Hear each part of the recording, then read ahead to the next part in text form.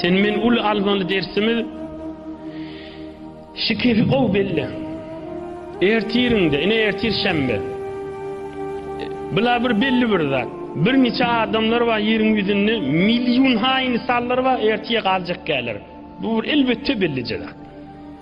Ertiye kalmaya bir neçe adamlar gidecek. Münglerçe adamlar. Aham şu sözü eşitleyen, şu mübarek kıssani eşitleyen, şunu fikrinde olsun. Şimin dünyam tamam olsa, şimin dünyam tamam olandan sonra, men ahiretimde meni gönündürecek zat neme? Şu dünyam tamam olanna, meni ahiretimde bana yarak olacak, bana kömekçi olacak, bana yoldaş olacak zat neme?